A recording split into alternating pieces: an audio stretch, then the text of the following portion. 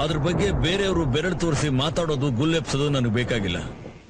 ನಿಜ ಅನ್ನುತ್ತ ನಾನೇ ನಿಮ್ಮ ಹತ್ರ ಹೇಳೋಕ್ ಬಂದಿದ್ದೀನಿ. ಮಕ್ಕಳು ಮಾಡೋ ತಪ್ಪಿಗೆ ಹೆತ್ತೋರ್ ತಾನೇ ತಲೆ ತಗ್ಗಿಸ್ಬೇಕು.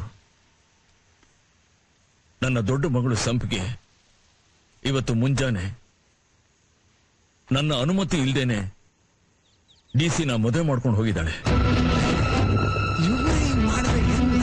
ಅವಳೇ ಓದ್ಲು, ಇವನೇ ಮಾಡ್ಕೊಟ್ಲು, ಯಾರಿಗೂ ಗೊತ್ತು. ಈ ದೊಡ್ಡವ್ರನ್ನ ನಾವ್ ನಂಬ್ಕೊಂಡ್ರೆ ಕೆಟ್ವಿ. ಯಾಕೆ ಮಾಡಿದ್ನು ಏನು ನಂಗೆ ಗೊತ್ತಿಲ್ಲಪ್ಪ.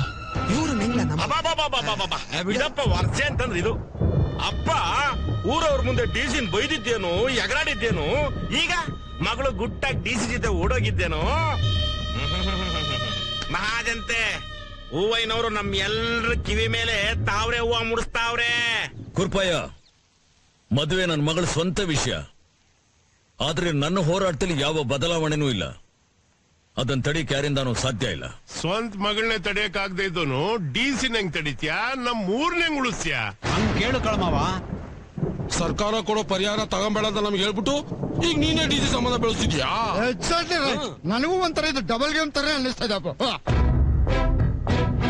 ನಮ್ಮ ಹೆಣ್ಮಕ್ಳಿಗೂ ವರದಕ್ಷಿಣೆ ಕೊಟ್ಬಿಟ್ಟು ಪ್ಯಾಟೆ ಗಣಗಳ ಜೊತೆ ಮದ್ವೆ ಮಾಡ್ತಿದ್ವು. ಕಲ್ಲಾಗ್ದೆ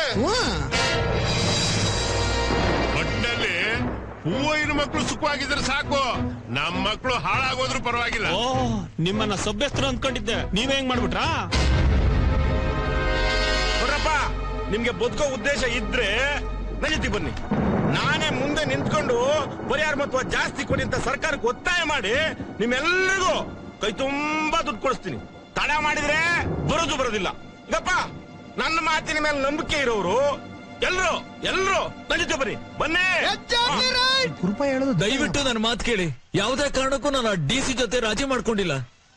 ಅವರಿಬ್ರು ನನ್ನ ಇಚ್ಛೆ ವಿರುದ್ಧವಾಗಿ ಮದುವೆ ಮಾಡ್ಕೊಂಡು ಹೋಗಿದ್ದಾರೆ. ನನ್ನ ಹೋರಾಟ ಏನಿದ್ರು ಈ ಹಳ್ಳಿಗೋಸ್ಕರ, ಈ ಮಣ್ಣಿಗೋಸ್ಕರ.